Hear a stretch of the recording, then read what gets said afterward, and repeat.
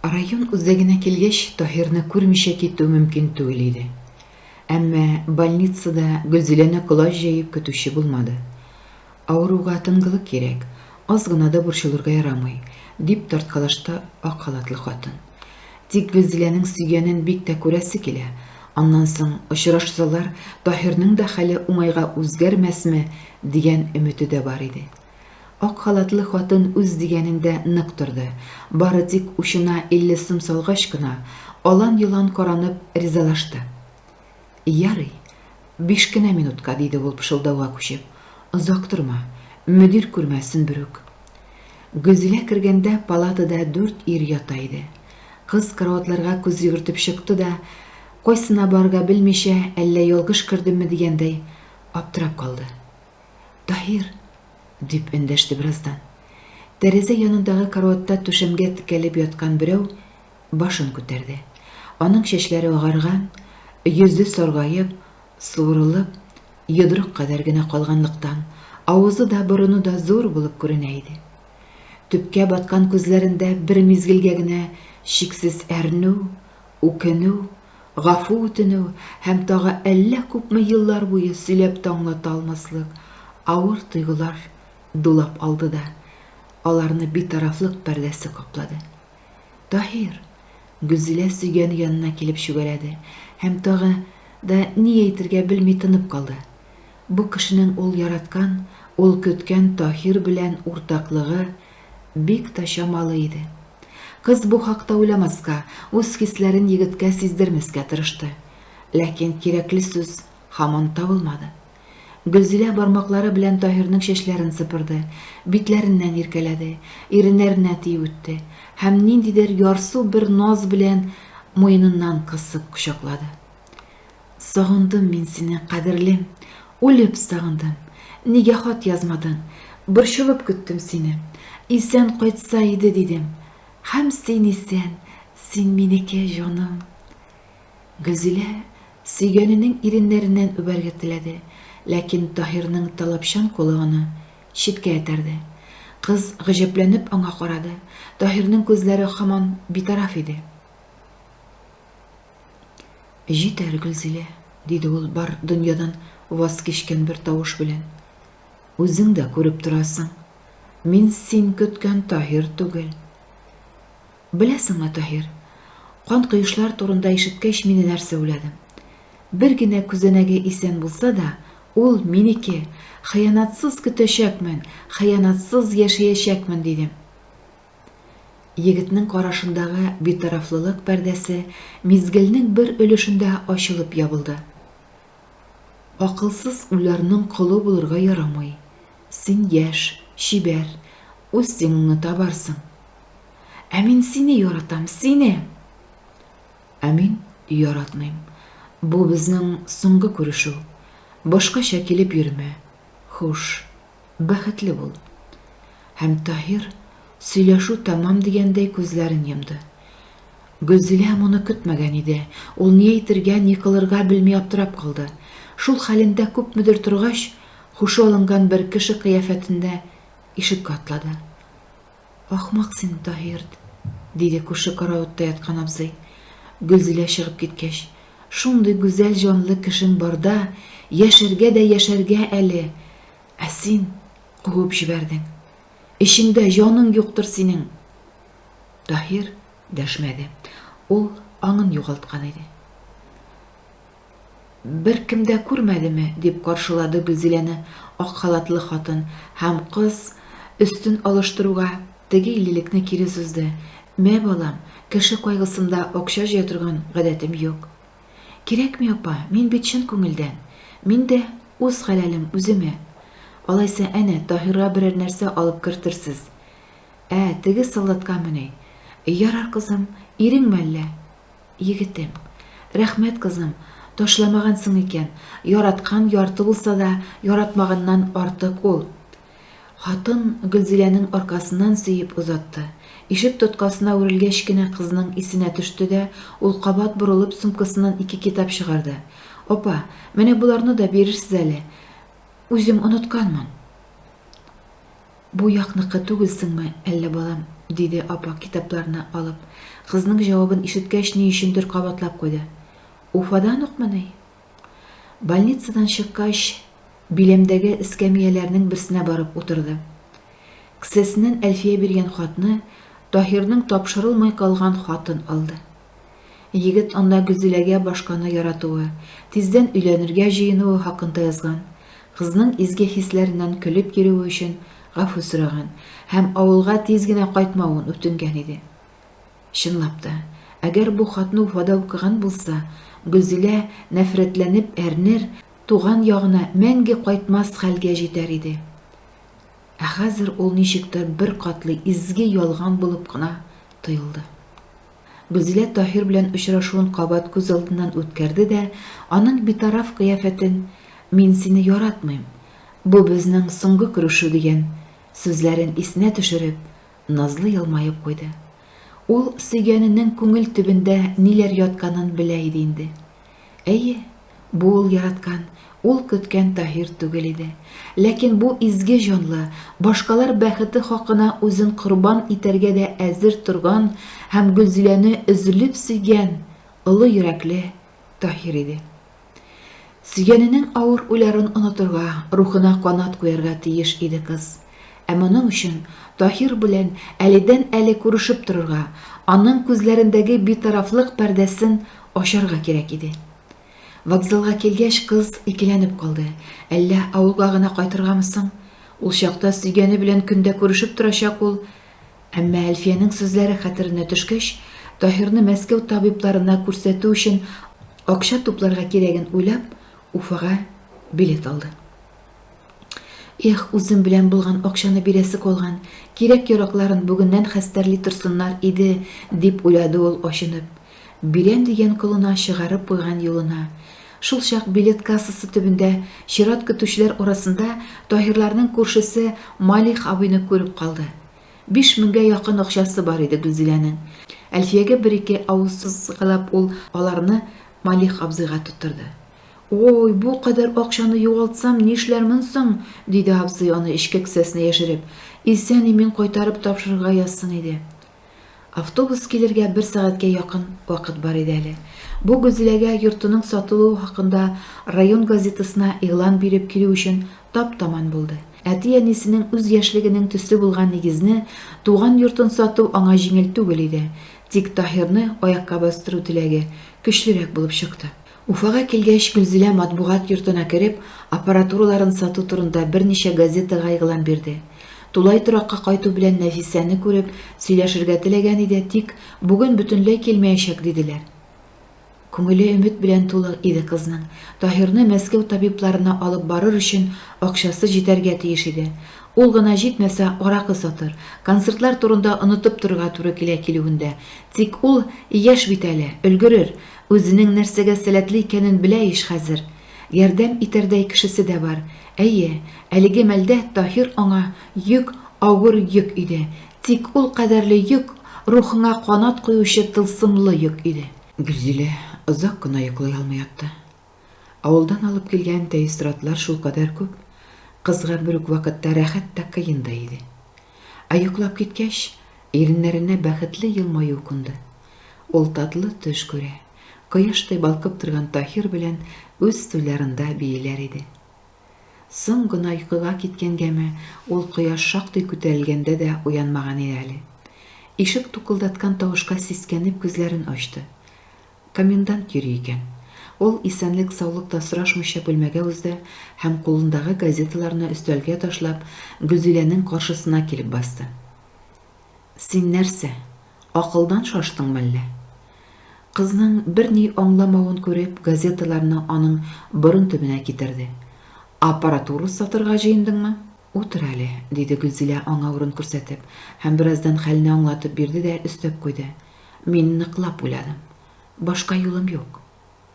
Башҡа юлым юҡ, дип үшекләде аны Нәфисә. Соң миңә керсәң булмай идеме ни? Киңәшләшер идек. Ваҡыт ҡыса. Ярый, әллә ни зур бәлә түгел. Сорап килсәләр, сатып җибәрҙек инде диярбез. Нишек? Аппаратураны сатырға ярамы, Гөлзилә, дип нәсихәт бирергә тотонды хатын. Ул синең төп ҡоралың. Ваҡыт җиткәч, үзеңне данға һәм аҡсаға күмәсәк әйбер. Бу бер булды. Икенчедән, бүгенге көндә кулыңда зур акча тоту куркыныч нәрсә. Миңа бит. Бүлдермә, мин заманында университетның ихтисат буенча өметле яшь белгече идем. Китәргә туры килде. Нәрсә сөйләгәнемне белеп сөйлим диюем. Әле кибет киштәләрен сыйыр ялаган кебек, базарда бар да бар. Тик кыйммәт хак белән. Бу нәрсә турында кисәтә?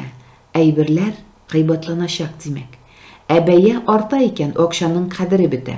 Шуңа күрә үзеңдә фәлән сум тоту куркыныч нәрсә. Аппаратура ул һәрчак аппаратура. Аңлыйсыңмы? Гөлзиләнең чәчләре үрә торды. Ул бу хакта башына да китерә алмый иде. Нишләргә соң? Беләсеңме, Гөлзилә, син изге күңелле, акыллы һәм тугры җанлы кеше. Мактап әйтмим, яшь чакта үзем шундый идем. Безнең хәтта язмышлар да бераз охшаш. Тик минем егетем Афганда калды. Бер кавым тын торгач дәвам итте. Без булай эшлик. Син зур гына суммага кредит ал һәм бөтен акчаңны долларга әйләндереп куй. Танышлар бар, ярдәм итәрләр. Узак буламы? Көнендә үк булмас, тик ышанычлы. Аппаратуралар. Мәскәү врачларына күрсәтеп алып кайттың да вәссәлам дип уйлыйсыңмы син? Бит дәвалау озак, хәтта берничә айга, елга да сузылырга мөмкин. Һәм нәтиҗәсе нинди була әле? Хәтта егетнең аякка баскан хәлдә дә әйтик туй үткәрергә яшәргә кирәк. Комендант сүзләрен Гөлзиләгә сеңдерергә теләгәндәй, аның күзләренә текәлеп торды да дәвам итте. Аннан соң бер изге эш икенчесенә кымучау түгел. Таһирыңны әтисе дуганнары йөртер, син концертларыңны өзмичә акчалата ярдәм итәрсең. Мондый акыллы киңәштән Гөлзиләнең түбәсе күккә тиде. Ул комендантка чиксез рәхмәтле иде. Тормыш юлына яңа аяк басып килгән кешенең мохтаҗлары хәттин ашкан булган. Тик аның өчен иң зур ярдәм акча да, җылы урын да, башкасы да түгел, дөрес юнәлеш, акыллы киңәш бирү. Юл күрсәтүче әнә шундый остазлары булган кеше, әгәр ул беткән юллар гына түгел икән, бер вакытта да югалмый. Гөлзилә Таһирның кабат аякка басачагына нык ышана иде инде. Аның тормышы кабат тынгысызга әйләнде. Әле банк юлын тапады, әле базар тирәсендә бөтерелде, әле үз төркемендәге артистларның эшчәнлеген күзәтте. Тик ул харамады. Күңелсезлеккә дә бирелмәде. Мондый киеренке тормыш аңа ям өстәде. Сөйгәнен терелтү һәм сәхнәгә чыгу өмете дәрт куәт бирде. Бер көнне үтеп барышлый гына Нурия янына кергән иде. Күптән күрешкәннәре юк. Ни дисәң дә шәһәргә килгән мәлләрендә ихлас ярдәм иткән әхирәте бит әле ул. Аннан соң хәзер инде Гөлзилә дә төшеп калганнардан түгел, Нурия белән тиң-тиң булып сөйләшерлеге бар. Элке бүлмәсендә хәзер икенче кыз тора икән. Ул Гөлзиләгә эре генә караш ташлады да, «Ее отсюда вытурили» дип ишекне ябып та куйды. Гөлзилә ачык ишектән Нурия яшәгән чактагы мебельләрне абайлап калды да, тәкәббер бикәнең сүзләренә ышанмыйча кабат тукылдатты. Әйтеп торам бит, кудылар аны моннан. Сифилис тараткан ул, аңлайсыңмы? Хәзер кайда яши? Белмим, институттан да кудылар. Һәм тәтәй кыз ишекне шапылдатты. Нурияның язмышы өчен борчылса да, теге вакытта Сабиров коткысына бирелмәве өчен шатланды кыз. Ярый, акылы җитеп калды әле. Хәер, бәлки өзелеп сөйгән яры Таһиры булмаса, Гөлзилә дә бирешер иде. Икеләнгән чаклары да булмады түгел бит. Һәр төрле мәшәкатьләр белән 2 атнага якын вакыт үтте. Таһир янына ашкынуы көчле булса да, Гөлзиләнең җаны тыныч иде. Аның кулында сөйгәненә ярдәм итәрлек акча бар һәм концертларга да яхшылап әзерләнелгән. Хит бүгеннән сәхнәгәмен. Ул күбрәк Таһир хакында уйлады. Ни өчендер төшенә гел бер үк төрле керде сөйгәне. Имеш туй бара икән. Таһир тыпылдатып бии дә ачып, Гөлзилә каршына килеп баса һәм кәләшен күтәреп ирелдерә, тагы биргә тотына. Икесенең дә күзләрендә бәхет чаткылары, иреннәрендә якты елмаю балкый. Икесе дә шиксез бәхетлеләр.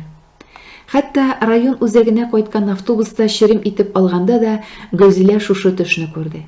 Шатлыклы йылмайып уянып китте ул. Үзен туйга кайтып барган кәләш кебек хис итте. Йөрәге ләззәтле сулкылдады, кан тамырлары буйлап рәхәт җылылык йөгерде. Иреннәре дә гел йылмаю ягын кайырды. Әллә нинди сихри халәт иде. Автобустан төшкәч туп-туры больницага атлады. Бәлки Таһир авылга кайткандыр инде, бәлки юктыр. Йөгерә атлый барды ул. Ниндидер ләззәтле бер ашкыну белән барды. Баскычтан күтәрелгәндә генә күңелендә ниндидер шом яткандай булды. Ничек кабул итәр икән? Тагын шулай битараф кыланырмы? Яратмыйм сине диярме? Хәер, монысы әллә ни мөһим түгел. Кыз үзенең көченә, сөю көченә, Таһирын йылмайта алырына ышана иде. Бүген дә кизүдә теге вакыттагы апа тора иде. Гөлзиләне күргәч, ул каршы барып кочаклап алды. Кызның куенына кергәч, ничектер дерелдәп куйгандай тоелды. Уфадан кайтуыңмы, балам, диде ул өстәл тартмасыннан ачып. Ни бит әле, Таһир монда түгел бит, кайтып китте ул. Ярый, әле мин дә авылга кайтышлы идем, диде кыз йылмаюын яшерә алмыйча. Монда түгел микән дип кенә кергән идем. Син килгәннең 3-ме, 4-ме көненә менә бу хатны бирергә кушкан иде, дип конверт тоттырды хатын һәм тартмага кабат иелде. Гөлзилә сөйгәненең я бер катлы алдашуын, я йөрәген ачып салуын көтеп, түземсезлек белән конвертны ачты. Аннан берничә газета кисентесен алды. Бу Гөлзиләнең йортын һәм аппаратураларын сатуы хакындагы белдерүләр иде. Кыз йылмаеп куйды. Таһир шаяртырга итә түгелме соң? Аннары дәфтәр битенә язылган хатны тартып чыгарды. Гөлзилә, син минем беренче һәм бердән-бер мөхәббәтем идең. Бер генә минутка да күз алдыннан китмәдең. Әле дә синең озын кара чәчләреңне, ниндидер сихри нур белән балкыган күзләреңне, назлы иреннәреңне күрәм кебек. Куеныма алып иркәлесем килә. Хәтереңдәме, мине озатканда, кирәкме, Таһир? Тугрылыгымны каян белерсең соң дигән идең. Мин сиңа ышанып яшәдем. Әйбәт кеше син, Гөлзилә. Бергә калсак, без бәхетле булган булыр идек. Тик кавышу насыйп түгел инде. Мин бит инде анда яшьлегемне, аякларымны гына югалтмадым. Күпне, бик күпне югалттым мин. Ә сиңа булган кайнар хисләр һаман да исән әле. Кызганычка каршы хисләр генә шул. Мине кайгыртып хәтта булган бөтен мөлкәтеңне сатырга уйлавың өчен рәхмәт, Гөлзилә. Тик мин аңа лаек түгелмен бит. Минем өчен үзеңне, киләчәгеңне корбан итүеңне теләмим. Син яшь, чибәр, үз тиңеңне табарсың. Икебездән беребез бәхеткә хаклыдыр бит. Бәхетле бул, җаным. Ә мин китәм, җаным. Гаепләмә, рәнҗемә, Таһир. Гөлзилә башта кайда китү турында сүз барганын аңлап бетермәде. Ә аңлагач, аяк астында җир убылды. Йөрәген ниндидер тупас кыскыч белән суырып алалар төсле тоелды. Тәненең бөтен күзәнәкләрен әрнетеп бер ялкын көйдерде. Шундый зур мөхәббәттән, якты өмет, татлы хыяллардан шушы кызганыч кагаз кисәге генә кылдымыни? Беттемени барысы да? Булай булырга тиеш түгел иде бит. Булай булырга тиеш түгел иде. Ул йыгылды, дип бөтен коридорга кычкырды ак халатлы хатын. Ярдәм кирәк, ярдәм! Тиздән Гөлзиләнең идәндә яткан гәүдәсен ак халатлылар сырып алды. Алар аны носилкага салып, ашыгы хавалана кайдадыр алып киттеләр. Моң агыла. Яралардан тамган тамчылар да, кирпекләрдән саркыган күз яшы да, иреннәргә кунган йылмаю да чагыла анда. Җырчы күкрәгеннән ургылып чыга да ул, сусаган күңелләрне сугара, гамсезлектән арыган җаннарга дәва бирә. Моң агыла. Гөлзиләнең моңы. Сәхнәләрдән сәхнәләргә күчә, йөрәкләрдән йөрәкләргә сузыла. Үткәннәрнең шатлык кайгысы да, бүгенгенең хәстәрлекләре дә, киләчәккә өмет, ышаныч та бар ул монда. Җырлаганда Гөлзилә үзе дә үткәннәрен кабат кичергәндәй була. Туган ягына кайта, әти-яниләрен, үзенең бала чагын күрә. Таһиры белән серләшә. Авыл урамнарын бер итеп йөргән Кыям абзый моңын ишетә. Аның җырларын ул әле дә җырлый.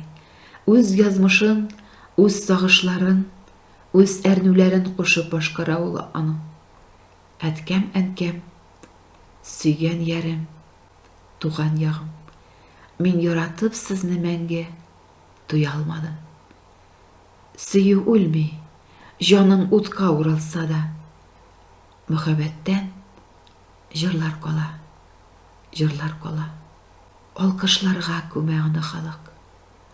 Һәм Гөлзиләнең иреннәрендә бәхетле елмаю, ә керфекләрендә ачык күз яше ялтырап китә. Кадерле дусларым, Марат Кабиров язган «Мөхәббәттән җырлар кала» дигән әсәрне бүген укып беттем. Әгәр дә бу әсәр охшаса сезгә, YouTube каналына кереп, барлык бүлекләрен дә тыңлый аласыз. Лайклар куйсагыз, уй-фикерләрегезне язсагыз, ә иң мөһиме минем каналга язылсагыз, бик рәхмәтле булыр идем. Хәерле сәгатьләр теләп калам сезгә.